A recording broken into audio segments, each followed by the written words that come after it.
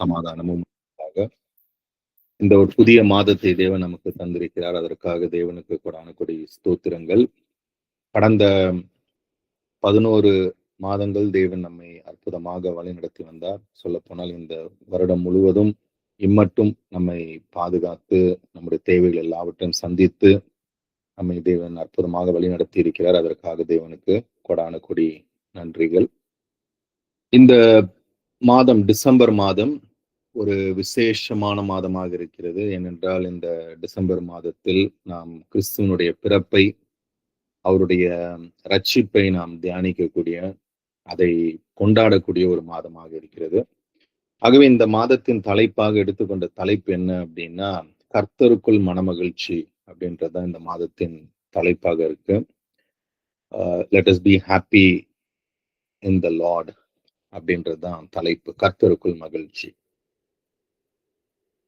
இந்த தலைப்பை குறித்து கொஞ்சம் நம்ம வேத வசனங்களோடு நாம் இன்றைக்கு தியானிக்க இருக்கிறோம்.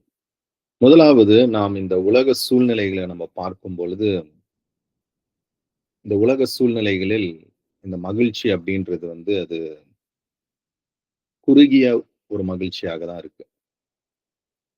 என்னதான் நம்ம வாழ்க்கையில சந்தோஷம், மகிழ்ச்சி எல்லாம் இருந்தால் கூட இது எல்லாமே பார்க்கும் பொழுது இது ஒரு டெம்பரரி, ஒரு லிமிட்டடான ஒரு மகிழ்ச்சியா இருக்கு. அப்படின்னா என்ன அர்த்தம் அப்படின்னா, இது எல்லாமே கடந்து போகக்கூடிய ஒரு மகிழ்ச்சி, நிரந்தரமாக நம்மோடு இருக்கக்கூடிய ஒரு மகிழ்ச்சியாக இல்லை. சில சூழ்நிலைகள் காரணமாக, சில சந்தர்ப்பங்களின் காரணமாக நமக்கு மகிழ்ச்சி இந்த பூமியில ஏற்பட்டால் கூட அது நிரந்தரமாக இருக்க போறது இல்லை. சொல்லப்போனால் இந்த உலகத்தில் அதிகமாக மனிதனுக்கு இருக்கிறது என்ன அப்படின்னா, கஷ்டங்கள் தான், பாடுகள் தான். நம்ம மனுக்குலத்தின் தொடக்கத்திலிருந்து பார்க்கும் பொழுது பல வகையான பாடுகள், பல வகையான கஷ்டங்கள் ஒவ்வொரு மனிதனையும் அது ஆட்கொள்ளக்கூடியதாக இருக்கு. ஆகவே நாம் என்ன புரிந்து கொள்றோம் அப்படின்னா, இந்த உலகத்திலும் ஒரு வகையான மகிழ்ச்சி இருக்கு. ஆனால் அந்த மகிழ்ச்சியை நாம் பார்க்கும் பொழுது அது குறுகிய ஒன்றாக இருக்கு. அது நிரந்தரமாக இருக்கிறது அல்ல. அது இந்த மாம்சத்தை சார்ந்த ஒரு மகிழ்ச்சியாக அது இருக்கு. அந்த டெம்பரரி ஹாப்பினஸ். சில இந்த மாம்சத்தை மகிழ்விக்கக்கூடிய சில காரியங்களை செய்யும் பொழுது உடனே ஒரு சந்தோஷம் வந்துருது. அதே சமயத்தில் அது எல்லாமே பார்த்தோன்னா இந்த உலகத்திற்குரிய ஒன்றாக இருக்குன்ட்டு நாம் புரிந்து கொள்ள முடிகிறது. மாறாக நம்முடைய வாழ்க்கையை எடுத்து பார்க்கும் பொழுது இந்த மகிழ்ச்சியை காட்டிலும் எது அதிகமா இருக்கு அப்படின்னா, கவலைகள், கஷ்டங்கள், இல்லைங்களா, பாடுகள், இதுதான் அதிகமாக இருக்கு. இதை குறித்து பார்க்கும் பொழுது பிரசங்கி 2ஆம் அதிகாரம் 23ஆம் வசனத்தில் மிக தெளிவாக சொல்லப்பட்டிருக்கு. பிரசங்கி 2:23, அவன் நாட்கள் எல்லாம் அலுப்புள்ளது, அவன் வேலைகள் வருத்தம் உள்ளது, ராத்திரியிலும் அவன் மனதுக்கு இளைப்பாறுதல் இல்லை, இதுவும் மாயையே அப்படின்னு சொல்லிட்டு சொல்லப்பட்டிருக்கு. என்ன அப்படின்னா, மனிதனுடைய வாழ்க்கையை குறித்து இந்த வசனம் எப்படிப்பட்ட ஒரு வாழ்க்கை இருக்கு, எப்படிப்பட்ட ஒரு லைஃப் எல்லாருக்கும் இருக்கு அப்படின்ட்டு சொல்லப்படுது. அதை நாம் சற்று நிதானித்து பார்க்கும் பொழுது என்ன சொல்லப்பட்டிருக்கு அப்படின்னா, அவன் நாட்கள் எல்லாம் அலுப்புள்ளது, ரொம்ப கஷ்டமான ஒரு நாட்களா இருக்குன்றாங்க. அதே போல அவன் வேலைகள் வருத்தம் உள்ளது, அவன் செய்கின்ற வேலையில கூட வருத்தம் இருக்கு. ராத்திரியிலும் அவன் மனதுக்கு இளைப்பாறுதல் இல்லை, இதுவும் மாயையே அப்படின்னு சொல்லிட்டு சொல்லப்படுது. அப்ப என்ன நம்ம புரிந்து கொள்றோம் அப்படின்னா, மிக தெளிவாக நாம் புரிந்து கொள்ளக்கூடிய ஒரு காரியம் என்னவா இருக்கு அப்படின்னா, இந்த மனுக்குலத்தினுடைய தொடக்கத்திலிருந்து மனிதர்களுடைய வாழ்க்கையில இந்த கவலைகள், வேதனைகள் இது அதிகமாக இருப்பதாக நாம் பார்க்கிறோம். அவனுடைய தூக்கத்துல கூட அவனுக்கு நிம்மதி இல்லை அப்படின்னு சொல்லிட்டு வசனம் சொல்லப்பட்டிருக்கு. இதற்கெல்லாம் காரணம் என்ன அப்படின்னு நம்ம கொஞ்சம் நிதானித்து பார்க்கும் பொழுது என்ன தெரியுது அப்படின்னா, எதனால இப்படிப்பட்டதான ஒரு சூழ்நிலை அப்படின்னு நம்ம யோசித்து பார்க்கும் பொழுது, முதலாவது பாவம். அதுக்கப்புறம் பார்க்கும் பொழுது அநீதி, உலகத்தை சுற்றி நடக்கக்கூடிய அநீதிகள், அதே போல வியாதிகள், வேதனைகள், அதே சமயத்தில் மரணம், இப்படிப்பட்ட காரியங்களை சுற்றிதான் நம்முடைய வாழ்க்கை இருக்கு. இதனாலதான் வந்து பார்க்கும் பொழுது, இதை தவிர்த்து நம்ம ஒவ்வொரு நாளும் உழைக்கணும். ஸோ சர்வை ஆறதே ஒரு கஷ்டமான ஒரு காரியமாக இருக்கு. அதனாலதான் அந்த வசனத்துல அவனுடைய இரவு கூட நிம்மதியான தூக்கம் இல்ல அப்படின்னு சொல்லிட்டு சொல்லப்படுது. இது வந்து பொதுவாக சொல்லப்படுது. ஒரு மனிதனுடைய வாழ்க்கை எப்படி இருக்கு இந்த பூமியில அப்படின்னு சொல்லிட்டு சொல்லப்படுது. ஆனால் வேதத்தை நாம் யோசித்து பார்க்கும் பொழுது, வேதத்தை நாம் ஆழமாக பார்க்கும் பொழுது என்ன தெரியுது அப்படின்னா, தேவன் வந்து அவருடைய மக்கள் எப்பொழுதுமே சந்தோஷமா இருக்கணும்னு தான் விரும்புறார். சொல்லப்போனால் அவர் வந்து மனிதர்களை சந்தோஷமாக இருக்கும்படி சொல்றார். நாம் ஆதாம் ஏவாள படைக்கும் பொழுது கூட பார்க்கிறோம். தேவன் வந்து ஒரு மகிழ்ச்சியின் இடத்த வந்து அவங்களுக்கு கொடுத்திருந்தார். அந்த ஏதேன் தோட்டத்துல அவங்கள வைத்திருந்தார். எதற்காக ஏதேன் தோட்டத்துல அவங்கள வைத்திருந்தார் அப்படின்னா, அவங்க மனமகிழ்ச்சியா இருக்கணும், சந்தோஷமா இருக்கணும். அவங்களுக்குள்ளாக வந்து அந்த மகிழ்ச்சி காணப்படணும் அப்படின்றதற்காக தான் தேவன் வந்து அவங்களுக்கு அதெல்லாம் கொடுத்திருந்தார். அதனாலதான் ஏதேன் தோட்டத்தில் எந்த ஒரு குறையும் இல்ல. எல்லாம் நிறைவாக இருந்தது. அப்போ எப்படிப்பட்டதான மனமகிழ்ச்சி அந்த ஏதேன் தோட்டத்துல அவங்களுக்கு இருந்திருக்கும். அப்போ தேவன் மனிதர்கள் கஷ்டப்படுறத வந்து விரும்பல. மனிதர்கள் அழுவத விரும்பல. மனிதர்கள் வந்து வேதனைப்படுறத விரும்பல. இல்லைங்களா? தேவன் எதை விரும்பினார் அப்படின்னா, மனிதர்கள் வந்து மகிழ்ச்சியாக இருக்கணும், சந்தோஷமா இருக்கணும் அப்படின்னு சொல்லிட்டு, அததான் தேவன் வந்து விரும்பினார். அதனாலதான் ஏதேன் தோட்டம் அப்படின்ற அந்த ஒரு ஒரு மகிழ்ச்சியின் இடத்த ஆதாமுக்கும், ஏவாளுக்கும் தேவன் கொடுத்ததாக நாம் பார்க்கிறோம். அதைத் தொடர்ந்து இஸ்ரேல் ஜனமாக அவங்க சேர்க்கப்பட்ட பொழுது கூட, அவங்க வந்து கொண்டாடக்கூடிய பண்டிகைகளில் கூட தேவன் வந்து, நீங்க மகிழ்ந்திருங்க அப்படின்னு தான் சொல்லிட்டு தேவன் அவங்கள சொல்றாரு. நம்ம வாசிக்கும் பொழுது பாருங்க, உபாகமம் 16ஆம் அதிகாரம் 14ஆம் வசனம், டியூட்ரானமி 16:14. உன் பண்டிகையில் நீயும் உன் குமாரனும் உன் குமாரத்தியும் உன் வேலைக்காரனும் உன் வேலைக்காரியும் உன் வாசஸ்தலங்களில் இருக்கிற லேவியனும் பரதேசியும் திக்கற்ற பிள்ளையும் விதவையும் சந்தோஷப்பட கடவீர்கள்.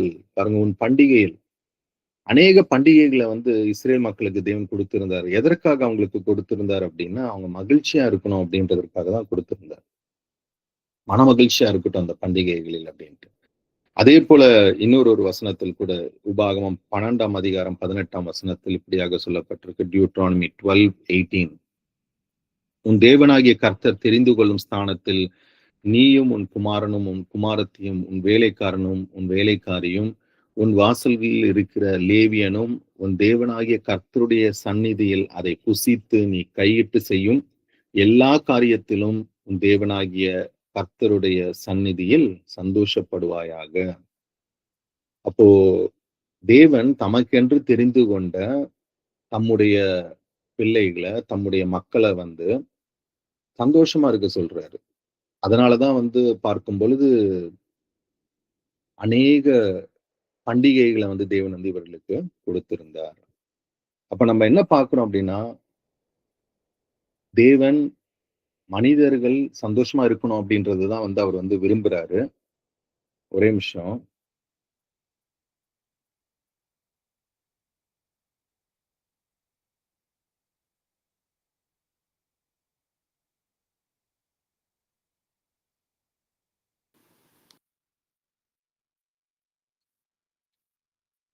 ஆகவே தேவன் வந்து மனிதர்கள் மனமகிழ்ச்சியா இருக்கணும் அப்படின்றதற்காக தான் படைக்கிறாருன்றதை நம்ம பார்த்தோம். அதனாலதான் ஒரு மகிழ்ச்சியின் இடத்தை கொடுத்திருந்தார். ஆனா பாவத்தின் காரணமாக அது எல்லாமே மாற்றப்பட்டு இன்றைக்கு மனிதர்களுடைய வாழ்க்கை எப்படி இருக்கு அப்படின்றது தான் அந்த பிரசங்கி 2ஆம் அதிகாரத்தில் நாம் வந்து பார்க்க முடிகிறது. பிரசங்கி 2ல வந்து அவனுடைய வாழ்க்கை முழுவதும் மன கஷ்டம், சஞ்சலம், வேதனைகள் எல்லாமே இருக்குன்ட்டு சொல்லப்பட்டிருக்கு. ஆனால் மாறாக தேவன் ஆஹ் இஸ்ரேல் மக்களை தெரிந்து கொள்ளும் பொழுது கூட தொடக்கத்திலிருந்தும் நாம் பார்க்கிறோம் என்ன அப்படின்னா, அவர்களுடைய பண்டிகைகள் எல்லாவற்றிலும் மகிழ்ச்சி, அதை வந்து தேவன் இருக்கணும்ட்டு தான் அவர் எதிர்பார்க்கிறார். ஆனால் தேவனுக்குரிய மகிழ்ச்சி என்ன அப்படின்னா, அந்த பண்டிகைகளில் தேவன் சொல்லக்கூடிய காரியம் என்ன அப்படின்னா, கர்த்தருக்குள் நீங்க மகிழ்ச்சியா இருங்க, இல்லைங்களா? என்னுடைய சந்நிதியில் நீங்க மகிழ்ச்சியா இருங்கன்னு சொல்லிட்டு சொல்றாரு. அப்படின்னா என்ன அர்த்தம் அப்படின்னா, அந்த பண்டிகைகளில் அந்த ஆஹ் காரியங்களில், கொண்டாட்டங்களில் தேவனை நினைவு கூறணும். அவருடைய நன்மைகளை, அவருடைய அதிசயங்களை, அவருடைய வார்த்தைகளை தியானிக்கணும் அப்படின்றது தான் தேவன் வந்து எதிர்பார்க்கிறார். ஸோ உலகத்தில் இருக்கக்கூடிய மகிழ்ச்சிக்கும் தேவன் கொடுத்திருக்கக்கூடிய மகிழ்ச்சிக்கும் இருக்கக்கூடிய வித்தியாசம் இதுதான். என்ன அப்படின்னா, தேவன் வந்து அவருடைய கொண்டாட்டங்களில், பண்டிகைகளில் அவரை நினைவு கூறணும் அப்படின்னு சொல்லிட்டு தான் இந்த பண்டிகைகள், இந்த கொண்டாட்டங்கள் எல்லாமே அவர் வந்து ஏற்படுத்தினதாக நாம் வந்து பார்க்கலாம். இப்ப நம்ம என்ன புரிந்து கொள்றோம் அப்படின்னா, இந்த மெய்யான மகிழ்ச்சி அது எங்க கிடைக்குது அப்படின்னா, இந்த சூழ்நிலையில் அது தேவன் கிட்ட இருந்து தான் அந்த மெய்யான மகிழ்ச்சி இந்த பூமியில் நமக்கு கிடைக்கிறது. இன்றைக்கு நாமும் வந்து பார்க்கும் பொழுது இந்த உலகத்தில் கஷ்டப்பட்டுட்டு தான் இருக்கிறோம். நம்ம வந்து தேவனுடைய நன்மைகளை பெற்றுக்கொண்ட நாம் கூட இந்த உலகத்தில் பல வகையான பாடுகள், கஷ்டங்கள் இருக்கதான் செய்யும். ஏனென்றால் நாமும் இந்த பூமியில தான் வாழ்ந்துட்டு இருக்கோம்.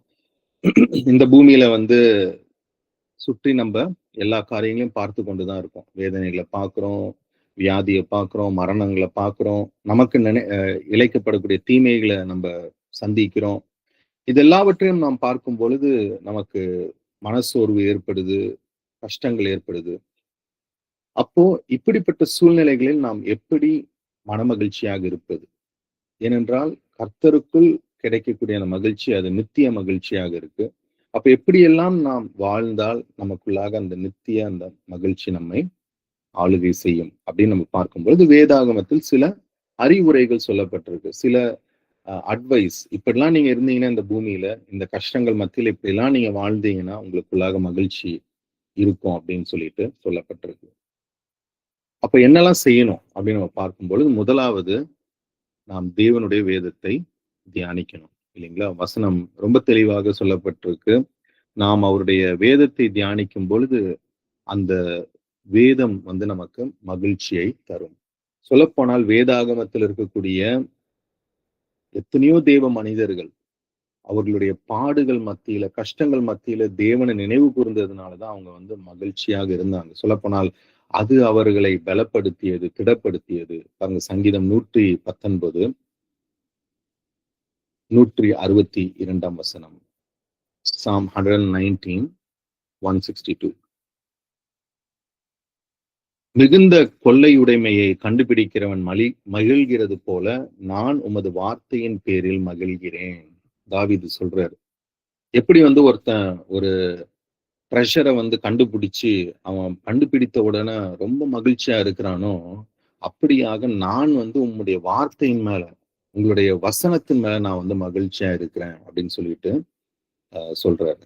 அதே போல நமக்கு தெரிந்த அடிக்கடி நம்ம வந்து தியானித்த வசனம் தான் என்ன அப்படின்னா, சங்கீதம் 1ஆம் அதிகாரம் 1, 2 வசனங்களில் ரொம்ப அற்புதமாக இருக்கு இல்லையா? துன்மார்க்கருடைய ஆலோசனையில் நடவாமலும், பாவிகளுடைய வழியில் நில்லாமலும், பரியாசக்காரர் உட்காரும் இடத்தில் உட்காராமலும், இரவும் கர்த்தருடைய வேதத்தில் பிரியமாயிருந்து இரவும் பகலும் அவருடைய வேதத்தில் தியானமாயிருக்கிற மனுஷன் பாக்கியவான்.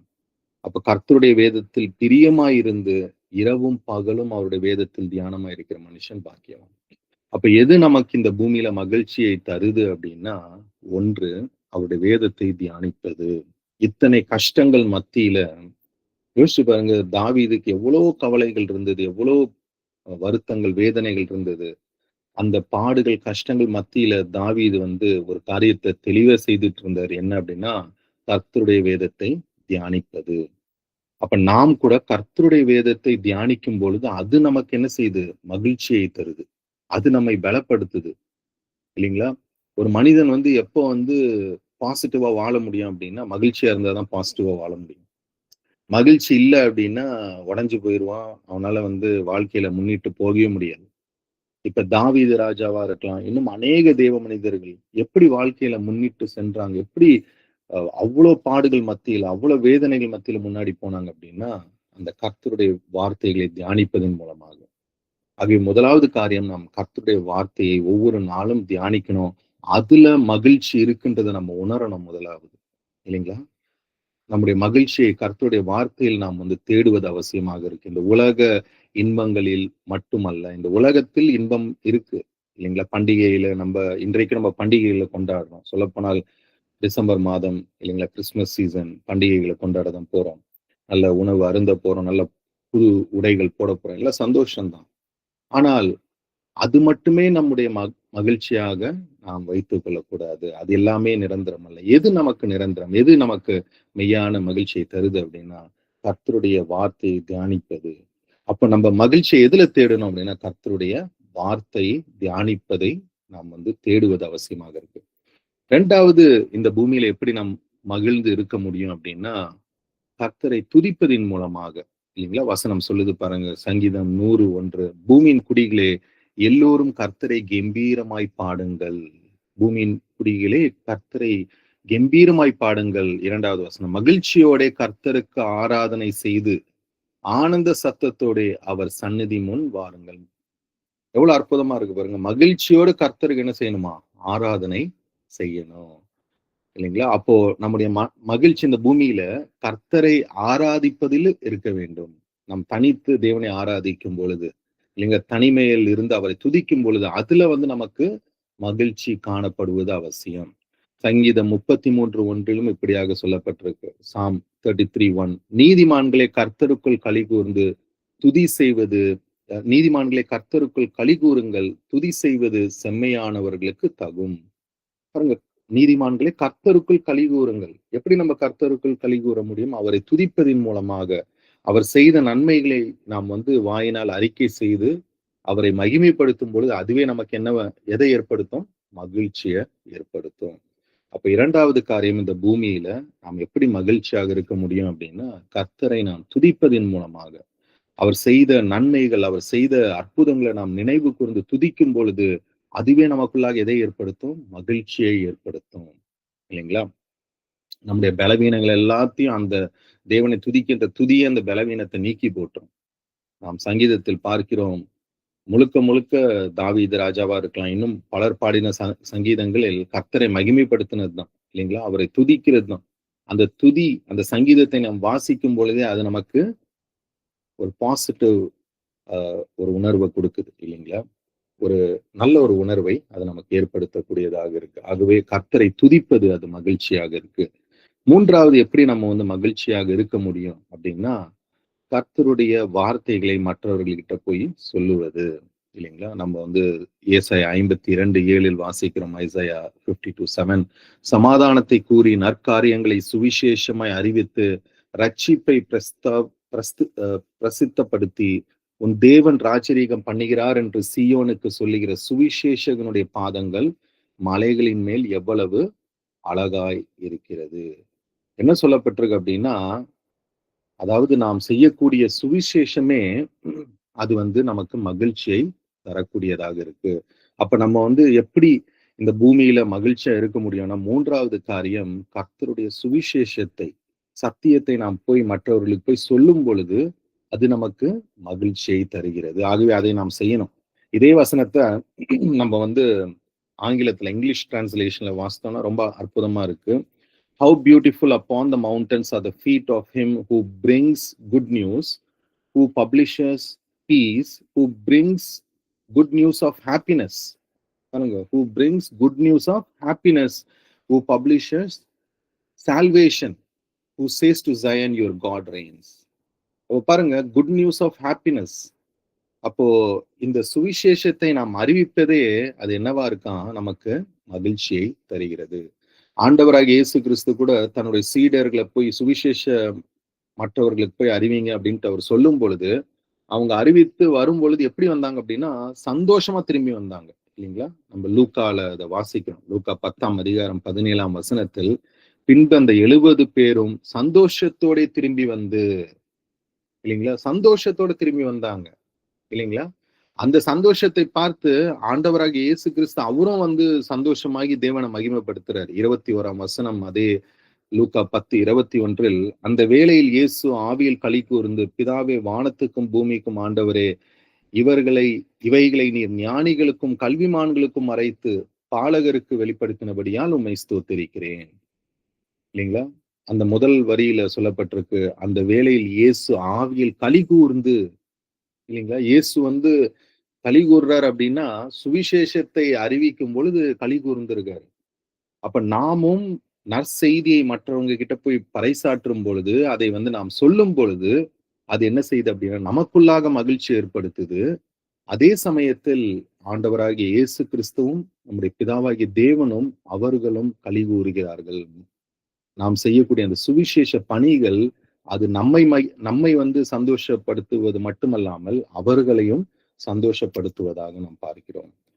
கடைசியாக நாம் எதுல வந்து சந்தோஷப்படணும் அப்படின்னா, நாம் வந்து மற்றவர்களுக்கு ஊழியம் செய்வது, மற்றவர்களுக்கு முடிந்த உதவிகள் செய்வது நமக்கு சந்தோஷத்தை கொடுக்கக்கூடியதாக இருக்கு இல்லைங்களா? அப்போஸ்தலர் 20ஆம் அதிகாரம் 35ஆம் வசனத்தில் நாம் இப்படியாக பார்க்கிறோம். அப்போஸ்தலர் பவுல் அவர் வந்து பார்ட் டைமர் தான் வேலை பார்த்துட்டு இருக்கார். கூடார தொழில் செய்து வேலை பார்க்கிறார். ஆனால் அதிகமாக தேவனுடைய நற்செய்தியை மற்றவங்க கிட்ட போய் அவர் வந்து சொல்றார்.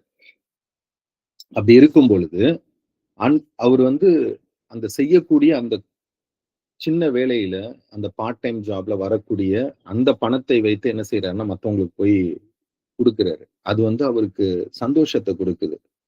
ஆகவே இப்படியாக சொல்றார் அப்போஸ்தலர் 20ஆம் அதிகாரம் 35ஆம் வசனத்தில், இப்படி பிரயாசப்பட்டு பலவீனரை தாங்கவும் வாங்குகிறதை பார்க்கிலும் கொடுக்கிறதை பாக்கியம் என்று கர்த்தராகிய இயேசு சொன்ன வார்த்தைகளை நினைக்கவும் வேண்டும் என்று எல்லா விதத்திலேயும் உங்களுக்கு காண்பித்தேன் என்றார். அப்ப பவுல் வந்து எப்படி சந்தோஷப்பட்டிருக்காரு அப்படின்னா, அவர் வாங்குற இல்லைன்னா அவர் சம்பாதிக்கிற அந்த கொஞ்ச சம்பாத்தியத்துல கூட அவர் வந்து முடிந்த உதவிகளை மற்றவர்களுக்கு செய்திருக்கிறார் இல்லைங்களா? ஊழியங்களுக்காக செய்திருக்கிறார். அது அவருக்கு எதை ஏற்படுத்தி இருக்கு? சந்தோஷத்தை, மகிழ்ச்சியை அது ஏற்படுத்தினதாக நாம் வந்து பார்க்கிறோம்.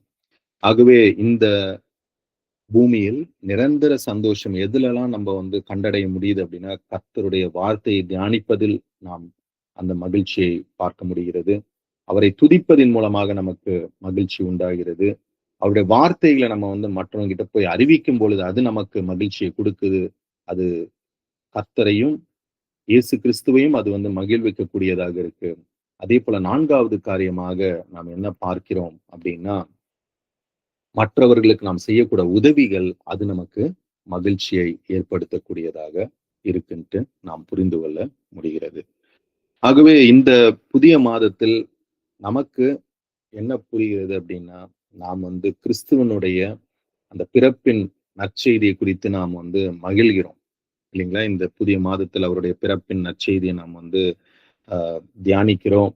அவருடைய பிறப்பை குறித்து நாம் தியானிக்கிறோம். அதன் மூலமாக கிடைத்த அந்த ரட்சிப்பை குறித்து நாம் தியானிக்கிறோம். சொல்ல போனால் கிறிஸ்து மூலமாக இன்னும் மிக பெரிதான மகிழ்ச்சி நம்ம எல்லாருக்குமே உண்டாயிருக்கு. என்ன அப்படின்னா, இந்த பூமியில இதெல்லாம் செய்தால் மகிழ்ச்சி நம்ம வந்து பார்க்கிறோம். ஆனால் இயேசு கிறிஸ்து மூலமாக நம் அனைவருக்கும் சொல்ல போனால் கிறிஸ்துவர்களுக்கு மட்டும் கிடையாது, இஸ்ரேல் மக்களுக்கு மட்டும் கிடையாது, ஒட்டுமொத்த மனுக்குலத்திற்கும் ஒரு மகிழ்ச்சியான சந்தோஷமான எதிர்காலம் நமக்கு இருக்கிறதாக நாம் வந்து பார்க்கிறோம் இல்லைங்களா? சோ என்ன அப்படின்னா, இப்ப இயேசு கிறிஸ்து வந்ததுனாலதான் ராஜ்யத்தை குறித்ததான அந்த நற்செய்தி இன்னும் அதிகமாக நமக்கு சொல்லப்பட்டது. அப்போ இயேசு கிறிஸ்து வந்து இந்த பூமியில வந்து அவருடைய பணிகளை செய்து அவர் வெற்றிகரமாக அவர் தன்னுடைய திட்டத்தை அவர் எதற்காக அனுப்பப்பட்டாரோ அதை செய்து முடித்தார். அதன் மூலமாக நம்ம எல்லோருக்கும் மிக பெரிதான ஒரு மகிழ்ச்சியின் எதிர்காலம் இந்த பூமியில் இருக்கிறது. ஒட்டுமொத்த மனுக்குலத்திற்கும் அந்த மகிழ்ச்சியின் எதிர்காலம் இருப்பதாக நாம் பார்க்கிறோம். அதனாலதான் அப்போஸ்தலர் பேதுரு இப்படியாக சொல்லுகிறார். 1 பேதுரு 1ஆம் அதிகாரம் 8-9 வசனங்கள். 1 Peter 1:8-9. அவரை நீங்கள் காணாமல் இருந்தும், யார் இந்த அவர்? ஆண்டவராகிய இயேசு கிறிஸ்து. அவரை நீங்கள் காணாமல் இருந்தும் அவரிடத்தில் அன்பு கூறுகிறீர்கள். இப்பொழுது அவரை தரிசியாமல் இருந்தும் அவரிடத்தில் விசுவாசம் வைத்து சொல்லி முடியாததும் மகிமையால் நிறைந்ததுமாய் இருக்கிற சந்தோஷம் உள்ளவர்களாய் கலிகூர்ந்து உங்கள் விசுவாசத்தின் பலனாகிய ஆத்தும ரட்சிப்பை அடைகிறீர்கள். இப்ப பாருங்க, சொல்லி முடியாத சந்தோஷமா நம்ம கிட்ட இருக்கு இல்லைங்களா? சொல்லி முடியாததும் மகிமையால் நிறைந்ததுமாய் இருக்கிற சந்தோஷம் உள்ளவர்களாய் கலிகூர்ந்து இல்லைங்களா? என்ன சொல்றாருன்னா பேதுரு, இயேசுவை நீங்க பார்க்கலப்பா, அவரை வந்து நீங்க நேரடியா பார்க்கல, அவரை நீங்க வந்து இது சந்திக்கல, அவர்கிட்ட பேசல, இருந்தாலும் அவர் மேல நீங்க வைத்திருக்கக்கூடிய அந்த விசுவாசமே உங்களுக்குள்ளாக எதை ஏற்படுத்தி இருக்கு அப்படின்றாருன்னா, மிக பெரிதான மகிழ்ச்சி, மிக பெரிதான ஒரு சந்தோஷத்தை உங்களுக்குள்ளாக ஏற்படுத்தி இருக்கு அப்படின்றாரு. காரணம் என்ன அப்படின்னா, நம்ம எல்லோருக்கும் என்ன இருக்கு? ஒரு மகிழ்ச்சியின் எதிர்காலம் இருக்கு. சொல்லப்போனால் நமக்கு கிறிஸ்துவை பின்பற்றக்கூடிய நமக்கு விசேஷித்த மகிழ்ச்சி என்ன அப்படின்னா, நம்ம வந்து அவரோடு கூட ஆளுகை செய்ய போறோம். அவருடைய சரீரத்தில் இல்லைங்களா? ஆவிக்குரிய சரீரத்தில், மகிமையின் சரீரத்தில் இருக்க போறோம். அதெல்லாம் இருக்கு. அதை தாண்டி என்ன இருக்கு அப்படின்னா, நாம் ஆண்டவரோடும், பிதாவாகிய தேவனோடும் நாம் இருக்க போறோம். அவங்க அருகில் அருகில் நம்ம வந்து இருக்க போறோம். எவ்வளவு பெரிதான ஒரு மகிழ்ச்சி இல்லைங்களா? அதனாலதான் பேதுரு சொல்றாரு, உங்களோட விசுவாசத்தினால நீங்க வந்து இயேசுவை நீங்கள் அறிந்து கொண்டிருக்கீங்க.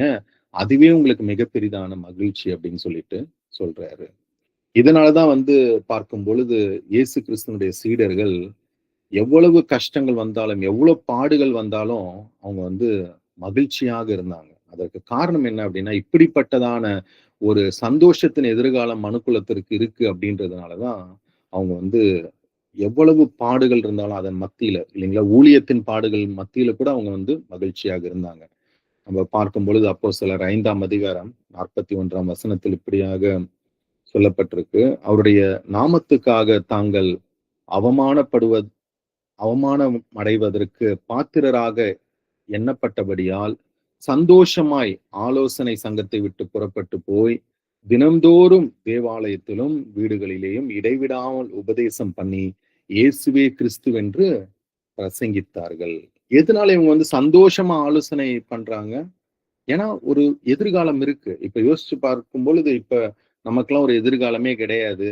நம்ம சாக போறோம் அப்படின்னா, இல்லைன்னா அந்த மரணமே நித்தியமாக இருக்க போகுது அப்படின்னா, நம்ம வந்து பெரிய சந்தோஷம் இருக்க போறது கிடையாது. இல்லைங்களா?